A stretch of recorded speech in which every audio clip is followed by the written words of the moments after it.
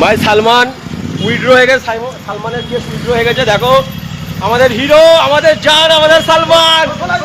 একটা video footage যদি কেউ দেখাতে পারে সে এসএফআই এর সাথে যুক্ত, আমাদের ভাঙড়ের ছেলে, যে ওই কোনো ইনসিডেন্ট করে, কিন্তু এ প্রতিবাদ করতে এসছে, এটা অপরাধ। দ্বিতীয় হচ্ছে সালমান নামে যে ছেলেটিকে দেখানো হচ্ছে, দায়িত্ব নিয়ে বলছি এই তিনটে জিনিস আমাকে একটা দেন। কোনো সাংবাদিক বলুক যে তাকে নিগ্রহ ওই ছেলে করেছে, বা কোনো জায়গায় সাংবাদিক নিগ্রহ হচ্ছিল ও দাঁড়িয়ে থেকে মজা নিয়েছে, বা তৃতীয় নম্বর কোনো উস্কানিমূলক বক্তব্য।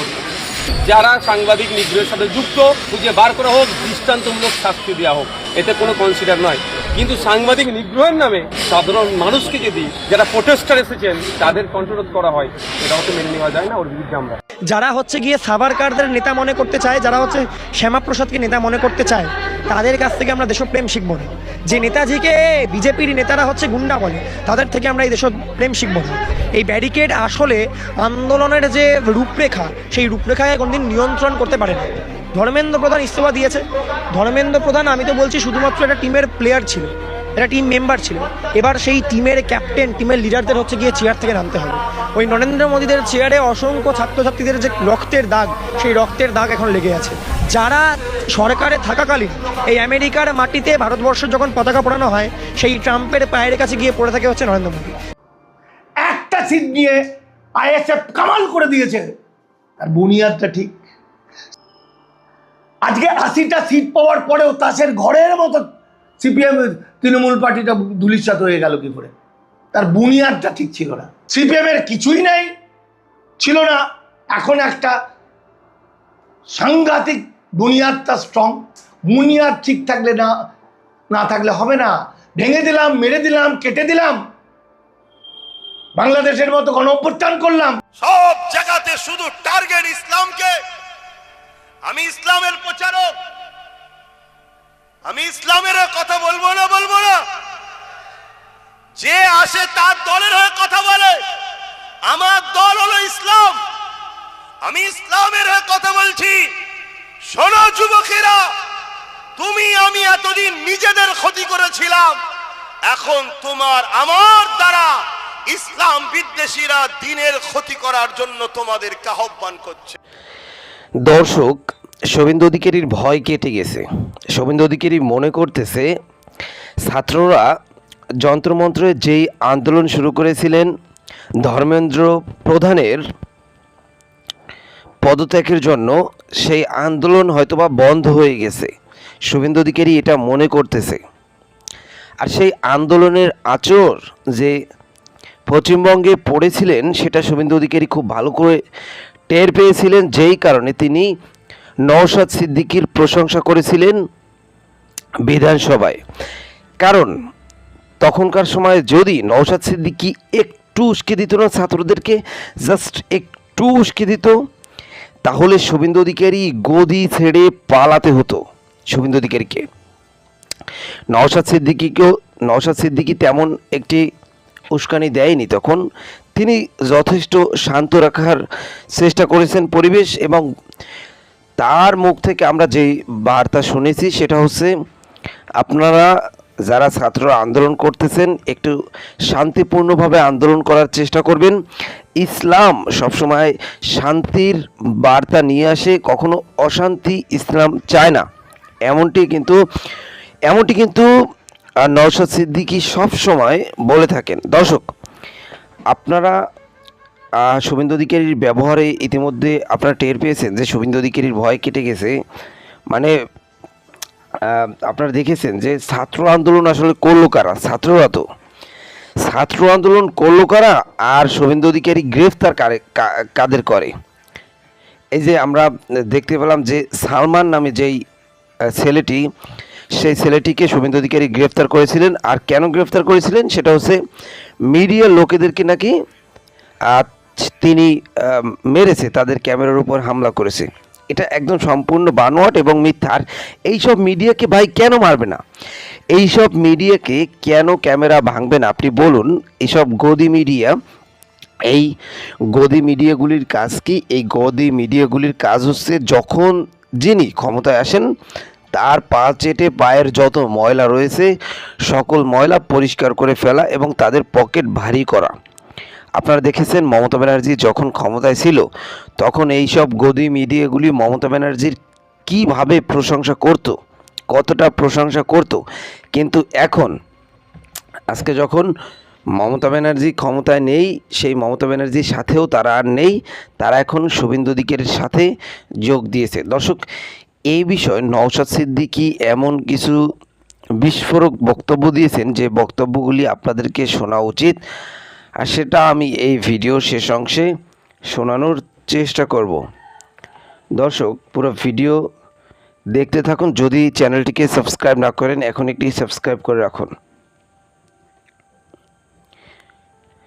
ছাত্র আন্দোলন কারা করেছিলেন? ছাত্ররা। তো এখানে কি কোনো হিন্দু, মুসলিম, বৌদ্ধ, খ্রিস্টান এমন ছিল? ছাত্র আন্দোলন করেছেন সবাই, সবাই আন্দোলন করেছেন, এখানে সবাই যোগ দিয়েছেন। এখানে প্রশ্নপত্র লিক হয় এই মোদী সরকারের আমলে। এখানে পরীক্ষা দেওয়ার আগেই যদি কিছু মানুষ প্রশ্নপত্র পেয়ে যায় এবং তারাই যদি পরীক্ষা দিয়ে পাশ করে এবং চাকরি নেয়, তাহলে পরীক্ষা দেওয়ার কি দরকার? আর এই মিডিয়াগুলি তখন কোথায় ছিল? এই মিডিয়াগুলি কিন্তু এর বিন্দুমাত্র নিউজ কখনো করেননি যে ধর্মেন্দ্র প্রধান প্রশ্নপত্র লিক করলেন। আপনি দেখেছেন ভারতবর্ষের কোনো নিউজ চ্যানেলে এই নিউজ করতে করেননি। তো যখন কোনো নিউজ চ্যানেল নিউজ করেননি তখনই তো ছাত্ররা একজন দুইজন করে মাঠে নেমেছেন এবং আন্দোলন সংগ্রাম শুরু করেছেন এবং একটা সময় অনেক বড় আন্দোলনে পরিণত হয়েছে এবং নরেন্দ্র মোদী দেখতে পেয়েছে যে তার গদি ছেড়ে পালাতে হবে খুব শীঘ্রই। এমন অবস্থা দেখেই কিন্তু ধর্মেন্দ্র প্রধানকে মন্ত্রিত্ব থেকে পদত্যাগ করিয়েছেন তিনি। আর এটা কতটা পরে পদত্যাগ করিয়েছেন সেটা আপনারা দেখেছেন। শুরুতে কিন্তু উনি পদত্যাগ করাননি, মোটামুটি 1-1.5 মাস পরে এসে পদত্যাগ করিয়েছেন, যখন দেখেছেন যে নিজেরই তো পদত্যাগ করে পালাতে হবে তখন। দর্শক, আমি গতকাল দেখলাম শফিকুল, আরামবাগ টিভি, শুভেন্দু অধিকারীর খাস একদম কেনা গোলাম মিডিয়া, পাচাটা কুকুর, সেই শফিকুল নিউজ করতেছে যখন অভিষেক ব্যানার্জি এই বিষয়ে বিধানসভায় আলোচনা শুরু করছেন যে ছাত্র আন্দোলন সম্পর্কে এবং ছাত্রদের উপর কী পরিমাণ নির্যাতন নিপীড়ন সরকার করেছেন, এই বিষয়ে যখন মুখ খুলতে চেয়েছেন তখন বাকি যে এমপিগুলি রয়েছে সেগুলি চেঁচানো শুরু করেছেন এবং এটা ওনার চোখে বাজেনি। এই যে বাকি এমপিগুলি ওনাকে বাধা দিয়েছেন সেটা ওনার চোখে বাজেনি। কিন্তু আপনারা ভিডিওতে তো শুরুতে কিছু অংশ দেখেছেন, কিন্তু উনি বলতেছেন ওনাদের দাবি টিএমসির আমলে চাকরিতে দুর্নীতি হয়েছে। আচ্ছা, মানলাম টিএমসির আমলে চাকরিতে দুর্নীতি হয়েছে, তাই বলে এখনও কি চাকরিতে দুর্নীতি হবে? এটা কি মানা যায়? সরকার পরিবর্তন করেছেন কি এই পড়াশোনায় দুর্নীতি করার জন্য? দর্শক, যা বলার বলবেন কমেন্ট বক্সে। এ বিষয়ে মানিক ফকির যেই তথ্য দিয়েছেন সেই তথ্য আসলে শোনা দরকার আমাদের। নওশাদ একাই কামাল করে দিয়েছে, 80টা বিধায়ক চুরমার। তৃণমূলের 80টা বিধায়ক নিয়ে টিএমসি যা করতে না পেরেছে নওশাদ একা সেটা করে দেখিয়েছে। অতএব দর্শক, আপনারা যারা পশ্চিমবঙ্গ থেকে দেখছেন ভিডিওটি, নওশাদ সিদ্দিকীকে একবার ক্ষমতায় এনে দেখুন। নওশাদ সিদ্দিকী অবশ্যই আপনাদের জন্য কাজ করবে, হিন্দু মুসলিম নির্বিশেষে উনি কাজ করবেন, আশা করা যায়। এটুকু নওশাদ সিদ্দিকীর উপর ভরসা রাখতে পারেন, কারণ দেখুন উনি একা যে পরিমাণ যেইভাবে কাজ করতেছেন এইভাবে কিন্তু অন্যান্য বড় বড় দলগুলিও কাজ করতে পারেন না। দর্শক, যা বলার বলবেন কমেন্ট বক্সে। পরবর্তী ভিডিও দেখার জন্য অবশ্যই চ্যানেলটিকে সাবস্ক্রাইব করে রাখবেন এবং চলুন আমরা একে একে সেই সব মূল্যবান ভিডিওগুলি দেখা শুরু করি। একটা ভিডিও ফুটেজ যদি কেউ দেখাতে পারে সে এসএফআই এর সাথে যুক্ত, আমাদের ভাঙড়ের ছেলে যে ওই কোনো ইনসিডেন্ট করে, কিন্তু এ প্রতিবাদ করতে হচ্ছে, এটা অপরাধ। দ্বিতীয় হচ্ছে সালমান নামে যে ছেলেটিকে দেখানো হচ্ছে, দায়িত্ব নিয়ে বলছি এই 3টে জিনিস আমাকে একটা দেন। কোনো সাংবাদিক বলুক যে তাকে নিগ্রহ ওই ছেলে করেছে, বা কোনো জায়গায় সাংবাদিক নিগ্রহ হচ্ছিল ও দাঁড়িয়ে থেকে মজা নিয়েছে, বা তৃতীয় নম্বর কোনো উস্কানিমূলক বক্তব্য দিচ্ছে। যারা সাংবাদিক নিগ্রহের সাথে যুক্ত খুঁজে বার করা হোক, দৃষ্টান্তমূলক শাস্তি দেওয়া হোক, এতে কোনো কনসিডার নয়। কিন্তু সাংবাদিক নিগ্রহের নামে সাধারণ মানুষকে যদি যারা প্রোটেস্টার এসেছেন তাদের কন্ট্রোল করা হয়, এটাও তো মেনে নেওয়া যায় না। ওর বিরুদ্ধে আমরা সবাইকে নিট পরীক্ষার্থী হতে হবে, আন্দোলনে আসতে হবে, এটা তো ব্যাপার নয়। এটা শুধু একটা ছাত্রদের ইস্যু নয়, একটা দেশের ইস্যু হয়ে দাঁড়িয়েছে। গার্জেনরা বাঁচবে, শুভাকাঙ্ক্ষীরা বাঁচবে, এটা স্বাভাবিক ব্যাপার। একটা ভিডিও ফুটেজ যদি কেউ দেখাতে পারে সে এসএফআই এর সাথে যুক্ত, আমাদের ভাঙড়ের ছেলে যে ওই কোনো ইনসিডেন্ট করে, কিন্তু এ প্রতিবাদ করতে এসছে, এটা অপরাধ। দ্বিতীয়ত সালমান নামে যে ছেলেটিকে দেখানো হচ্ছে, দায়িত্ব নিয়ে বলছি এই তিনটে জিনিস আমাকে একটা দেন। কোনো সাংবাদিক বলুক যে তাকে নিগ্রহ ওই ছেলে করেছে, বা কোনো জায়গায় সাংবাদিক নিগ্রহ হচ্ছিল ও দাঁড়িয়ে থেকে মজা নিয়েছে, বা তৃতীয় নম্বর কোনো উস্কানিমূলক বক্তব্য দিচ্ছে। দায়িত্ব নিয়ে বলছি দেখাতে পারবেন। তারপরেও বলছি যারা সাংবাদিক নিগ্রহের সাথে যুক্ত খুঁজে বার করা হোক, দৃষ্টান্তমূলক শাস্তি দেওয়া হোক, এতে কোনো কনসিডার নয়। কিন্তু সাংবাদিক নিগ্রহের নামে সাধারণ মানুষকে যদি যারা প্রোটেস্টার এসেছেন তাদের কন্ট্রোল করা হয়, এটাও তো মেনে নেওয়া যায় না। ওর বিরুদ্ধে আমরা ছাত্র আন্দোলনের নামে তো পাথর ছোড়া হলো, বোতল ছোড়া হলো, সাংঘাতিক পরিমাণে একটা উত্তপ্ত পরিস্থিতি তৈরি করা হলো, সেটা নিয়ে কি বলবেন? অলরেডি চিফ মিনিস্টার তো ক্লিন চিট দিয়ে দিয়েছে আন্দোলনকে, যে যারা এই অন্যায় কাজ করেছে, না তারা সিজেপি মেম্বার, না তারা নিটের পেপার লিকের সম্পর্ক নাই, আন্দোলনের সাথে তারা যুক্ত ছিল। তারা তো অলরেডি সিএম ফ্লোরে বলে দিয়েছে, এটাকে একটা একদম এস্টাবলিশ হচ্ছে যারা আন্দোলনকারী ছিল তারা শান্তিপূর্ণ আন্দোলন করতে এসেছিল, আন্দোলনের মধ্যে কিছু লোক ঢুকেই অন্যায় করেছে।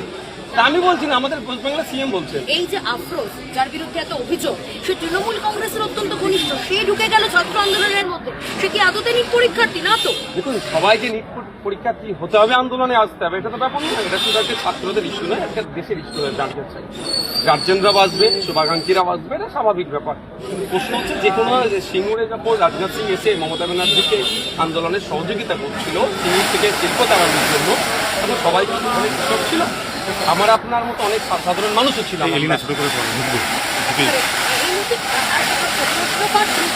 লোকসভায় নতুন সংশোধনী বিল আনা হচ্ছে, এটা নিয়ে আপনার প্রতিক্রিয়া? অলরেডি তো 2 বছর আগে দেশের প্রধানমন্ত্রী লোকসভার মধ্যে দাঁড়িয়ে বলেছিল নতুন বিলের প্রয়োজন নাই। অলরেডি আমাদের পড়া বিল আছে, যেই বিলের মাধ্যমে বাটাবট অ্যারেস্ট হবে। তাহলে সেটা যদি ভাষণ থাকে আজকে তো তাহলে অভিষেক বন্দ্যোপাধ্যায়ের বিদেশ যাওয়ার ডাক্তারি যে নথি, তা নিয়ে বিতর্ক উঠেছে। আদালতে জমা করা নথিতে ডাক্তারের নাম থাকলেও নেই ডাক্তারের রেজিস্ট্রেশন নম্বর, ঠিকানা। দেখুন, সেটা আমেরিকাতে রেজিস্ট্রেশন নাম্বার বাধ্যতামূলক কিনা সেটা তো বলতে পারছি না। যখন এর আগে গিয়েছিল চর্চা হচ্ছে, আমি বলেছিলাম অভিষেক বাবুকে যে ওখানে যে ধরনের ইকুইপমেন্ট বা যে ধরনের মেশিনারি ইউজ করে যে ট্রিটমেন্ট দেওয়া হয় চোখের, ওটা অ্যাডাপ্ট করে নিয়ে এসে বাংলায় আপনার পিসিকে বলবেন বাংলায় ওটাকে ইমপ্লিমেন্ট করতে। যদি একটা অভিষেক বাবু, আমার হয়তো এই গরিবের কথা তো পরে হলে বাসি হলে তখন সত্য হয়, কিন্তু আমার কথা তখন শুনতো। অভিষেক বাবুকে আমি কোথাও যেতে হতো না, ওই আমেরিকার যে ট্রিটমেন্টটা শুনতো, এখানে বন্দোবস্ত করা দরকার। তবে তৃণমূল কংগ্রেস যে ডেটা দিচ্ছে, ও আপনি নিঘাত ধরে রাখবেন, ওখানে জাল থাকবে, ওখানে জল মেশানো থাকবে, কারণ তৃণমূল কংগ্রেস আর জল মেশানো একে অপরের পরিপ্রেক্ষিতে। এর পরিপ্রেক্ষিতে একটি প্রশ্ন, শেষ প্রশ্ন আপনার কাছে। 5 বছরে ক্যাবিনেট যে রিপোর্ট, সেটা পেশ হয়নি। মমতা বন্দ্যোপাধ্যায়ের আমলে যা সমস্ত দুর্নীতি হয়েছে তার কি এবার সামনে আসবে? কারণ আজকে নবান্ন সভাঘরে ইতিমধ্যেই সমস্ত নিয়ে বৈঠক হয়েছে। অবশ্যই আনা দরকার। আমি ক্যাগের রিপোর্ট একটা বলছি, পুলিশের যে আদালত চত্বর পুলিশ তো 71% অত্যাধুনিক ওয়েপেন শর্টেজ আমাদের ওয়েস্ট বেঙ্গল পুলিশের কাছে, ক্যাগের রিপোর্ট বলছে। কিন্তু দুর্ভাগ্য, মমতা ব্যানার্জি বিগত 15 বছরের সরকার মানুষকে জবাবদিহিতার জায়গায় রাখেনি, প্রশ্ন করলে ধরে জেলে পড়তো। আর এখন যে নতুন সরকার, সেই মমতা ব্যানার্জির যে পথে চলছে, সেই পথ থেকে ভাই সালমান উইথড্র হয়ে গেছে, সালমানের কেস উইথড্র হয়ে গেছে। দেখো আমাদের হিরো, আমাদের জান, আমাদের সালমান, দেখো দোস্ত উইথড্র হয়ে গেছে। সেই সকাল থেকে আছি, এখন একে বাড়ি নিয়ে যাবো। থানাতে এসছে মোবাইল ফোবাইল নেওয়ার জন্য। সালমানকে জামিন দিয়ে দিয়েছে। দিক নির্দেশ করে দিয়েছিল কাকে ধরতে হবে। অপরাধীদের ধরার ক্ষমতা মুখ্যমন্ত্রীর নেই, ফলে আর যারা অপরাধী নয় তাদেরকে বেশি দিন আটকে রাখা যায় না। সত্যের জয় নিশ্চিত হবে, এটাই আমাদের কনফিডেন্স। তো সেই প্রত্যয় নিয়েই আমরা লড়াই করেছি। শুধু আমরা নয়, আপামর ভারতবাসী লড়াই করেছে। তারা রাস্তায় ছিল, তারা প্রতিবাদ করেছিল এবং বাধ্য হয়েছে যে এই অন্যায়টাকে স্বীকার করতে যে ভুল করে ওদেরকে গ্রেপ্তার করা হয়েছে এবং রাজ্য সরকারের আইনজীবী আজকে স্পষ্ট ভাষায় সাবমিশন করেছেন যে তাদের গ্রেপ্তার করে কোনো ফার্দার ডেভেলপমেন্ট তারা করতে পারেনি, ফলে তাদেরকে মুক্তি দিতে বাধ্য হয়েছে। খুব দুর্ভাগ্যের যে যারা মিডিয়া পার্সোনাল বলে এখন দাবি করছে তাদের মধ্যে একটা বিরাট বড় অংশ তারা আসলে ক্ষমতার সঙ্গে চিরকাল যে যখন ক্ষমতায় থেকেছে তার সঙ্গে থেকেছে এবং তার পদলেহন করেছে। যারা নিরপেক্ষ সাংবাদিকতা করতে পারে না, যে নিরপেক্ষতা সাংবাদিকতার অন্যতম একটা অলংকার, সেই সাংবাদিকতা যারা করতে পারে না তাদেরকে আমি সাংবাদিক বলতেই দ্বিধাবোধ করি। ফলে যারা এই সব প্রচার করেন তাদেরকে সাংবাদিক বলে এই খবরগুলোকে গুরুত্ব দেওয়ার বিশেষ প্রয়োজন নেই, বরং ছোট ছোট মিডিয়া তারা অনেক নিরপেক্ষভাবে নির্ভীকভাবে তারা এই সাংবাদিকতা করছে, তাদেরকে আমার স্যালুট। এবং আমি চাই আগামী দিনে সাধারণ মানুষ প্রত্যেকটা অঞ্চলের তারা নিজেরা সাংবাদিক হয়ে উঠুক, যাতে ওই গ্রামের অঞ্চলের মানুষ কি দুর্দশার মধ্যে আছে, তাদের কাছে কাজ নেই, খাবার নেই, শিক্ষা নেই, যা রাষ্ট্রের বেসিক দায়িত্ব তা পালন করতে পারছে না। আর এদিকে মুখ্যমন্ত্রী বলছে শুক্রবার। হ্যাঁ, মুখ্যমন্ত্রী যিনি সংবিধানে শপথ নিয়েছেন, যার দায়িত্ব ছিল ধর্ম, বর্ণ, ভাষা নির্বিশেষে সকলের জন্য শাসন ব্যবস্থা কায়েম করা আইনের নিরিখে, তিনি যে দিক নির্দেশ করছেন তা সরাসরি সংবিধান বিরোধী। ফলে এই কাজ তিনি করতে পারেন না, উনি অন্যায় করছেন। মানুষকে প্রতিবাদ করতে হবে সংবিধানকে রক্ষার জন্য। খুশির খবর একটা আপনাদের দিতে যাচ্ছি, যেটা শুনলে আমাদের রায়গঞ্জবাসী আরো মহেশতলাবাসী, পশ্চিমবঙ্গবাসী খুশি হয়ে যাবে। সালমানকে জামিন দিয়ে দিয়েছে আমাদের হাইকোর্ট, বেঞ্চাল কোর্ট জামিন দিয়ে দিয়েছে সালমানকে। ইয়ে এই সাহেব মন্ডল, সালমান জেহাদি, মৌলবাদী, আর কি ফ্যাসিবাদী, হ্যানবাদী, ত্যানবাদী, যতবাদী আছে, সালমান রেহাই, জামিনে মুক্তি পেয়েছে। সবাই মিষ্টি খেয়ে নাও, আমি আমার তরফ থেকে সব মিষ্টি খেয়ে নাও। আর যাদের যারা ছাড়ার পরে যাদের গাঁড় জ্বলছে তাদের জন্য আরো ঝালবাটা নিজের গাঁড়ে গড়িয়ে লাগিয়ে নাও। আর ভালো কথায় ওসব কথা বাদ দেন, রিপাবলিক বাংলা কি বলে এখন চিন্তা করতে। রিপাবলিক বাংলা ব্রেকিং নিউজে সালমানকে দেখাতে পারে কিনা এটাই আমরা অপেক্ষা করব। Salman come back. তারা সালমানকে হিরো করে দিয়েছে রিপাবলিক বাংলা, ভালো বলতে হয়। গুড। স্বর্ণালী পান্ডা ধরে ধরে মুসলিমদের তাদের নামে কেস দেওয়া হচ্ছে, মিথ্যা কেস দেওয়া হচ্ছে। এর বিচার আল্লাহ করবে। আমরা নমরুদের দিকে খেয়াল করেছি, ফিরাউনের দিকে খেয়াল করেছি, আবু জেহেলের দিকে খেয়াল করেছি। একটু সবর করুন, একটু ধৈর্য ধরুন, আমরা নিশ্চয়ই আল্লাহর বিচার পাবো। মাননীয় মুখ্যমন্ত্রী শুভেন্দু অধিকারী মহাশয়, তার কাছে আমার অনুরোধ, তার পক্ষে থেকে যে ভাষা ইউজ করা হবে সেই ভাষাটা কোনো ধর্মের প্রতি আঘাত না আসে, এমন কোন ভাষা আপনি ইউজ করবেন না একটা জাতি আঘাত পাক, একটা ধর্মের মানুষ আঘাত পাক। এটা আপনার কাছে আমার অনুরোধ। আমি আপনাকে মনে প্রাণে ভালোবেসে এই কথাটা বলতে চাইছি, তার কারণ আপনি যে কুর্সিতে বসেছেন, আপনি শুধুমাত্র হিন্দুদের মুখ্যমন্ত্রী নন, খ্রিস্টানদের নন, শিখদের নন, মুসলমানদের নন, আপনি বাংলার মানুষের মুখ্যমন্ত্রী। অতএব বাংলার মানুষ আপনার কাছে ন্যায্য বিচার পাবে, এটাই মনে করি। শুভেন্দু অধিকারী বলেছেন আপনাদের দেখে নেবেন, তার কারণ তৃণমূল প্রাতিষ্ঠানিক দুর্নীতি করেছে আর সিপিএম করেছে রাজনৈতিক দুর্নীতি। টাকা তুলে পার্টি অফিস করেছে, এত বড় বাড়ি নাকি সাদ্দাম হোসেন পর্যন্ত করতে পারেনি। তিনি বলেছেন দুর্নীতিগ্রস্ত সিপিএমকে ছাড়বো না। শুভেন্দু অধিকারী এখন বিজেপিতে গিয়ে মুখ্যমন্ত্রী হয়েছে বলে কি আমরা ভুলে গেছি যে সারদা মামলায় অন্যতম প্রধান অভিযুক্ত শুভেন্দু অধিকারী? যে শুভেন্দু অধিকারী তৃণমূলে থাকাকালীন তো বটেই, এমনকি বিজেপিতে যোগ দেওয়ার পরেও কয়েকবার সিবিআইয়ের ডাকে হাজিরা দিতে হয়েছে। এই শুভেন্দু অধিকারী নিজে সাংবাদিক সম্মেলন করে বলেছেন যে ওনার বিরুদ্ধে একটা প্রমাণিত দুর্নীতি আছে, নারদায় ঘুষ খাওয়ার মামলা।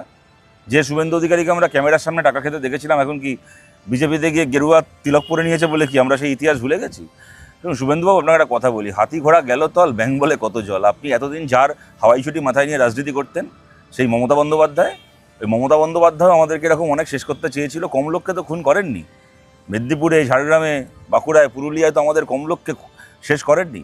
বলেছিলেন যে গোটা মেদিনীপুরে নাকি বামপন্থীদের পতাকা উঠতে দেবেন না, সিপিএমের কোনো পতাকা থাকবে না। যখন তৃণমূলের নেতা ছিলেন, সিপিএমের পতাকা সিপিএমের পতাকার মতো করে মাথা উঁচু করে উঠছে, আর আপনি তৃণমূলের পতাকাটা ফেলে দিয়ে বিজেপির পতাকা নিয়ে এখন মোদির জুতো পালিশ করতে চলে গেছেন। আর শুভেন্দুবাবুকে বলছি, এই সমস্ত ধমকানি না, চোর তৃণমূলের নেতাগুলোকে দেবেন, যাদের নামে 12-14টা তোলাবাজির কেস আছে, মানুষ খুনের কেস আছে।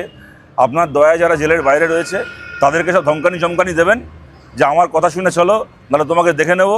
আর আপনার দেখে নেওয়ার ধমকানি শুনে তারা বাপ বলে আপনার পায়ে গিয়ে সারেন্ডার করবে। তারা সবাই ভালো তৃণমূল নেতা হয়ে যাবে। ধমকানি সিপিএমকে দিতে আসবে না। আমাদের কোনো দায় নেই শুভেন্দু অধিকারীর চোখে ভালো সিপিএম হওয়ার। আমরা সারা জীবন শুভেন্দু অধিকারীর চোখে খারাপ সিপিএমই থাকবো, থেকে বিজেপির বিরুদ্ধে লড়াই করব। এখন মোদি অমিত শাহ জেনজির প্রতিবাদে, মোদি অমিত শাহ এখন ভারতের যুব সমাজের প্রতিবাদে এখন মুখ লুকিয়ে বেড়াচ্ছে, আর কোথাকারকে শুভেন্দু অধিকারী আমাদেরকে চমকাতে এসছে। গত সরকারও আপনাদের বিরুদ্ধে অনেক কমিশন তৈরি করেছিল, এবার আপনাদের বিরুদ্ধে আবার তদন্তের ইঙ্গিত দিচ্ছে বর্তমান সরকার। করুন না।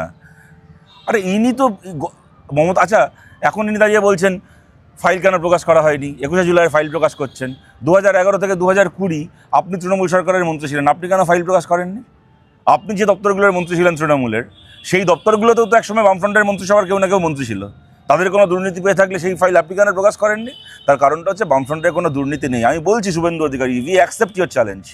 আপনার যা করার আছে করে নিন। বিধানসভাতে দাঁড়িয়ে মুখ্যমন্ত্রীর ভাষায় কথা না বলে পাড়ার তৃণমূলী মস্তানের ভাষায় কথা বলছেন তো, দেখে নেবো, বুঝে নেবো, হ্যান করে নেবো। আপনার যা বোঝার আছে বুঝে নিন। আমরাও আমাদের লড়াই আমাদের মতো করে চালিয়ে যাবো। We are not scared of you, we are not afraid of you. আপনাকে আমরা ভয় পাই না। শুভেন্দু অধিকারী বলেছেন যাদবপুরের পার্টি সাবধানে থাকুন, অনেক উস্কানি দিচ্ছেন। দেখুন, আমরা যাদবপুরের পার্টি না সিঙ্গাপুরের পার্টি সে দেখা যাবে, কিন্তু তৃণমূল কংগ্রেসকে নিয়ে আমরা বলেছিলাম যে যেদিন এই পার্টিটা যে ক্ষমতায় যেদিন থাকবে না সেদিন থেকে পার্টিটা উঠে যাবে। আমরা বিজেপিকে নিয়েও বলছি, শুভেন্দুবাবুকে বলছি, মমতা বন্দ্যোপাধ্যায়, অভিষেক বন্দ্যোপাধ্যায়কে দেখে শিখুন, পুলিশ চলে গেলে হুমকি দিয়ে রাজনীতি করা রাজনৈতিক নেতাদের কি অবস্থা হয়। সুতরাং মুখ্যমন্ত্রী সদ্য মুখ্যমন্ত্রী হয়েছেন, মুখ্যমন্ত্রীর কাজ করুন। মুখ্যমন্ত্রী হওয়ার পরে পশ্চিমবাংলায় এখনও সরকারি চাকরিতে নিয়োগ শুরু করতে পারলেন না। এখন অবধি পশ্চিমবাংলায় একটা বন্ধ হয়ে যাওয়া রাজ্য সরকারের একটা ইউনিট খুলতে পারলেন না, খোলার চেষ্টাও করলেন না। এখনও মুখ্যমন্ত্রী হয়ে পশ্চিমবাংলায় স্কুলগুলোর অবস্থা ফেরানো দূরের কথা, মাঝখান থেকে বাচ্চাদের খাবার থেকে মিড ডে মিলের ডিমটাকে চুরি করে নিলেন, মিড ডে মিলের ডিমটাকে সরিয়ে নিলেন, বাংলার আইটিআইগুলোকে বেসরকারি মালিকের হাতে তুলে দেওয়ার কথা ঘোষণা করলেন। মুখ্যমন্ত্রী হয়ে আগে মুখ্যমন্ত্রী সুলভ 5টা কাজ করুন, তারপর বিজেপি নেতা মার্কা ভাষণ দেবেন। আর যদি মুখ্যমন্ত্রী চেয়ারে বসে যদি পার্টির নেতার মার্কা ভাষণ দিয়ে যান, ওই আপনার আগে একজন 15 বছর এই কাজটা করেছিলেন, এখন হাতে হ্যারিকেন নিয়ে ঘুরে বেড়াচ্ছে, দলের লোকেরাও তাকে পাত্তা দিচ্ছে না। তাকে দেখে শিক্ষা নিন। আমাদের থেকে বেশি তো আপনি ওনাকে কাছ থেকে দেখেছেন, ওনার ঠিকগুলোকে দেখে না হোক ওনার ভুলগুলোকে দেখে শিক্ষা নিন। স্মার্ট মিটার বাধ্যতামূলক হবে না, মিছিল করার সুযোগ পাবে না বামপন্থীরা, বামপন্থীদের হাওয়া বেরিয়ে যাবে। যদি স্মার্ট মিটার বাধ্যতামূলক না হয় তাহলে আমরা মিছিল করবো না, তো মিটেই তো গেল। কিন্তু আপনি তো কদিন আগে ঘোষণা করলেন নাকি রাজ্য সরকারি কর্মচারীদেরকে নাকি স্মার্ট মিটার নিতেই হবে। আমরা বলছি ঘোষণাটা এরকম করলেন না কেন যে বিজেপি সমর্থকদেরকে আগে স্মার্ট মিটার নিতে হবে, বিজেপির ভোটারদেরকে আগে স্মার্ট মিটার নিতে হবে। ওরকম ঘোষণা করুক না, তাহলেও আমরা কোনো মিছিল করব না। যদি সরকার ঘোষণা করলো যে স্মার্ট মিটারকে বাধ্যতামূলক করা হবে একটা সেক্টরের জন্য, কেমন, আমরা বললাম আমরা তার প্রতিবাদে মিছিল করব। এখন মুখ্যমন্ত্রী বলছেন যে স্মার্ট মিটার বাধ্যতামূলক করা হবে না, সেক্ষেত্রে হাওয়াটা কার বেরোলো? শুভেন্দুবাবু, হাওয়াটা তো আপনার বেরোলো। আপনি যদি স্মার্ট মিটার বাধ্যতামূলক না করেন আমরাও মিছিল করবো না, মিটে গেল। আচ্ছা, হাওয়াটা তো আপনার বেরোলো। মমতা বন্দ্যোপাধ্যায় একটা ফেসবুকে পোস্ট করেছেন কুণাল ঘোষকে বিধানসভায় সাসপেন্ড করা নিয়ে, অন্যদিকে কল্যাণ বন্দ্যোপাধ্যায়কেও সাসপেন্ড করা হয়েছে, সেটা নিয়ে মমতা বন্দ্যোপাধ্যায় কিছু বলছেন? সে ওনার দলের ছাগল, উনি কাকে ঘাস খাওয়াবেন আর কাকে বলি দেওয়ার জন্য পাঠাবেন সে ওনার ব্যাপার, আমি কি করতে পারি। না এই যে মানে কালকে যে দেখলেন তো আপনি বিধানসভা থেকে কুণাল ঘোষকে কিভাবে চ্যাংদোলা করে বার করা হলো? হ্যাঁ দেখেছি। আপনি যদি আমাকে জিজ্ঞেস করেন তাহলে এটা নিঃসন্দেহে অগণতান্ত্রিক। কেননা আমাদের কাছে দেখুন কোনো দলীয় স্বার্থের থেকে ভারতের গণতান্ত্রিক ব্যবস্থার স্বার্থ অনেক বড়, সেই জায়গা থেকে আমি এটাকে নিন্দা করতেই পারি। আবার এটাও ঘটনা, আমাকে যদি এখন তৃণমূলের ইতিহাস মনে করে বলতে হয় তাহলে বলতে হয় বিধানসভার ভেতর চ্যাংদোলা করে না, বিধানসভার ভেতর ওদেরকে মাটিতে ফেলে পেটানো উচিত। যেরকমভাবে ওরা গৌরাঙ্গ চক্রবর্তীকে, যেরকমভাবে ওরা গৌরাঙ্গ চ্যাটার্জিকে, দেবলীনা হেমব্রমকে যেভাবে ওরা মেরেছিল। কিন্তু আমরা আমাদের দলের থেকে, দলীয় স্বার্থের থেকে ভারতের কাঠামোকে, গণতন্ত্রের স্বার্থকে বেশি প্রাধান্য দিই বলে আজকে বলছি যে বিধানসভা থেকে বিরোধীদেরকে এইভাবে বার করে দেওয়াটা উচিত নয়। কিন্তু মানে আমাদের এই প্রশ্নটাও আছে যে এই সমবেদনাটা সেই অমানুষগুলোর প্রাপ্য কিনা, যে অমানুষগুলো রাজ্যের সরকারের ক্ষমতায় এসে চিটফান্ডের কোটি কোটি টাকা চুরি করেছে, আর তারপরে সেই চিটফান্ডের দুর্নীতি নিয়ে বিধানসভায় খালি আলোচনা চেয়েছিলেন বলে দেবলীনা হেমব্রমকে, গৌরাঙ্গ চ্যাটার্জিকে মাটিতে ফেলে পিটিয়ে আহত করেছে। এবং তারপর তাদেরকে যখন ভর্তি করার জন্য SSKM হাসপাতালে নিয়ে যাওয়া হয়েছিল, সরকারি নির্দেশে SSKM হাসপাতালে রাজ্যের দুজন আহত বিধায়ককে চিকিৎসা পর্যন্ত দেওয়া হয়নি। এই অমানুষ আচরণ যে জানোয়ারগুলো করেছিল তাদের প্রতি কোনো সহানুভূতি দেখাতেও সত্যি কথা বলতে আমাদের মুখে আটকে যায়। আর বলছি যে এই কল্যাণ বন্দ্যোপাধ্যায় দেখা যাচ্ছে তিনি মহুয়া মৈত্র আর শ্রমিক ভট্টাচার্য একসাথে মিটিং করছেন, কথা বলছেন বিধানসভা পার্লামেন্টে। হ্যাঁ, আমিও দেখলাম আপনাদের চ্যানেলে বা বিভিন্ন চ্যানেলে ফুটেজটা, কিন্তু দুর্ভাগ্যজনক যে আপনারা খালি দূর থেকে ছবিটাই দেখাতে পেরেছেন, কি কথা হচ্ছিল আওয়াজটা শোনাতে পারেননি। যদি আওয়াজ শোনা যেত, পরের বার অনুরোধ করছি একটুখানি জোরালো মাইক লাগাবেন, ভালো লেন্সের ক্যামেরা লাগিয়েছেন, ক্যামেরায় ভালো লেন্স লাগিয়েছেন, পরের বার থেকে মিডিয়ার কাছে আবেদন আপনারা একটা ভালো মাইক লাগাবেন, তাহলে শুনবেন হয়তো সেখানে এই শ্রমিক ভট্টাচার্যের গলা শোনা যাচ্ছে যে এদিকে এসো না, আরে প্রেম করলে দূরে কেন, কাছে এসো না। এই যে শ্রমিক ভট্টাচার্যের এই যে আমাদের প্রিয় সংলাপ, হয়তো সে কথাই বলছিলেন শ্রমিক ভট্টাচার্য কল্যাণ ব্যানার্জিকে, মহুয়া মৈত্রকে। ওনারা এদিকে এসো নাটা শুনতে খুব ইচ্ছে করছিল। পরের বার থেকে আশা করছি আপনাদের জোরালো মাইক্রোফোনের সাহায্যে ওটা শুনতে পাবো। বলছি আপনি একটা ফেসবুকে পোস্ট করেছেন বুবাই পোদ্দার নিয়ে, সন্তান বিয়োগ হয়েছে, সেক্ষেত্রে এরকম পোস্ট করে না, আমি তো সমবেদনা জানিয়েছি এটা তো। এবং দেখুন, মৃত্যু একটা এমন বাস্তবতা, আমারও আপনজনকে আমায় হারাতে হয়েছে, নিশ্চয়ই আপনাকেও হয়েছে, সবাইকে হারাতে হয়েছে। একদিন আমাদেরকেও মারা যেতে হবে, আমরা কেউ পৃথিবীতে অমর হয়ে আসিনি। অতএব আমার যে রাজনৈতিকভাবে আমার যে বিরোধী, আমার যে প্রতিপক্ষ, তাকে আমি 100% রাজনৈতিক আক্রমণ করতে পারি, কিন্তু তার বা তার পরিবারের কারোর কি তার কোনো আপনজনের মৃত্যুকে নিয়ে কখনো আমাদের পরিহাস করা উচিত না, কারণ এমন বাস্তবতা যে বাস্তবতা আমাদের প্রত্যেকের জীবনে সত্যি। শেষ প্রশ্ন, এই দেখছেন তো দিল্লিতে যেভাবে প্রোটেস্ট হচ্ছে, মেট্রো স্টেশনগুলোকে সব বন্ধ করে দিতে হয়েছে, কি বলবেন? দেখুন, আমি ওই সময় দিল্লিতে থাকতাম 2012 সালের ডিসেম্বর মাসের কথা আমার মনে পড়ে। 2012 সালের 31শে ডিসেম্বর নির্ভয়ার ঘটনাটা ঘটেছিল, এবং জানুয়ারি মাসটাতে ঠিক 2013 জানুয়ারি মাসে ঠিক এই ছবি দিল্লিতে দেখেছিলাম। তখন আমি ওখানে থাকতাম বলে, তাতে অংশগ্রহণ করার সুযোগ হয়েছিল বলে, সত্যি বিশ্বাস করুন এত বছর পরে ওটাকে দেখে আমার সেই দিনের স্মৃতিগুলো খুব জীবন্ত লাগছে। একই রকমভাবে সেই দিন কংগ্রেস সরকার এরকমভাবে একটার পর একটা মেট্রো স্টেশন বন্ধ, কিন্তু এটা করে কিন্তু সরকার নিজেকে বাঁচাতে পারেনি। একটার পর একটা মেট্রো স্টেশন বন্ধ করে দিয়ে, সব কিছু করে দিয়ে, আমার এখনও মনে আছে আমি রাজীব চকে যাব, মানে আমাকে গোটা দিল্লি, একবার কাশ্মীরি গেটে যাচ্ছি, ওখান থেকে বেরোতে পারছি না, নেবে আবার লাইন চেঞ্জ করে আবার ওদিকে চলে যেতে হলো, ওই আপনার যমুনাপাড়ের অন্যান্য স্টেশনের দিকে, সেখানে পাচ্ছি না। মানে আমি মেট্রো স্টেশনের মধ্যে কার্যত আটকে আছি। এটা আমি আমার নিজের একটা অভিজ্ঞতা বলছি, খালি এটা আমার একার অভিজ্ঞতা না, সেই সময় আমাদের এই অভিজ্ঞতা দিল্লিতে হয়েছিল। এরকমভাবে মেট্রো স্টেশন বন্ধ করে দিয়ে, এরকমভাবে গোটা দিল্লি জুড়ে গণজমায়েতে লাঠিচার্জ করে, সব কিছু করে, বিজয় চকের ওখানে আমরা মার খেলাম, গায়ের মানে একদম মানে কালশিটে দাগ হয়ে গেল। এত কিছু করে, এত দমনপীড়ন করেও কিন্তু কংগ্রেস নিজের গদি বাঁচাতে পারেনি। আর সেদিনের ঘটনাটা ঠিক যেভাবে একটা সিঙ্গেল ঘটনা থেকে শুরু হয়ে আরও বৃহত্তর একটা মানুষের ডিসকন্টেন্টের একটা বহিঃপ্রকাশে পরিণত হয়েছিল, আজকে আমরা পরিষ্কার বুঝতে পারছি যে বিজেপির আমলে গত 15 বছর ধরে এই যে যুগ যুগান্তর যে সঞ্চিত ব্যথা, এই সঞ্চিত ব্যথা কিন্তু আজকে মানুষ বা বিশেষ করে ভারতের যুব সমাজ তারা ওইটাকে নিয়ে রাস্তায় নেমে পড়েছে। এবং সবচেয়ে বেশি করে যেটা হচ্ছে তা হচ্ছে বিজেপির যে একদিন ধরে ন্যারেটিভ ছিল যে কেউ কোনো একটা প্রশ্ন করলেই তুমি পাকিস্তানের দালাল, তুমি চায়নার দালাল, তুমি ফরেন ফান্ডিংয়ে চলছো, তুমি ডিপ স্টেট, তুমি দেশদ্রোহী, এই সমস্ত বলে প্রশ্নের উত্তর না দিয়ে প্রশ্ন করার অধিকারটাকে খর্ব করা, প্রশ্নকর্তাকে চিহ্নিত করে দেওয়া, ওদের এই ন্যারেটিভটাও আর কাজ করছে না। ওদের এই ডিপ স্টেটের তত্ত্ব, ওদের এই পাকিস্তানের দালাল হওয়ার তত্ত্ব, এগুলো পরিহাসে খিল্লিতে পরিণত হয়েছে। দর্শক, এতক্ষণ যে ভিডিওগুলি আপনারা দেখলেন, এই ভিডিও দেখার পর আপনার মূল্যবান মতামত অবশ্যই কমেন্ট বক্সে কমেন্টের মাধ্যমে জানিয়ে যাবেন। আপনি যদি আপনার মূল্যবান মতামত কমেন্টের মাধ্যমে জানান, তাহলে আপনাকে বাড়িতে গিয়ে কেউ মেরে আসবে না, আপনাকে কেউ ধমকে আসবে না বাড়িতে গিয়ে। দর্শক, অবশ্যই কমেন্ট বক্সে কমেন্ট করে জানাবেন এবং পরবর্তী ভিডিও দেখার জন্য আমাদের চ্যানেলে চোখ রাখবেন এবং পরবর্তী ভিডিও দেখার জন্য অবশ্যই চ্যানেলটিকে সাবস্ক্রাইব করে রাখবেন। যদি আপনি সাবস্ক্রাইব করে রাখেন, তাহলে পরবর্তী ভিডিও আপলোড করার সাথে সাথে আপনার কাছে একটি নোটিফিকেশন চলে যাবে, আপনি সবার আগে আমাদের এই ভিডিওটি দেখতে পারবেন। দর্শক, লাইক একটি দিবেন অবশ্যই। ধন্যবাদ।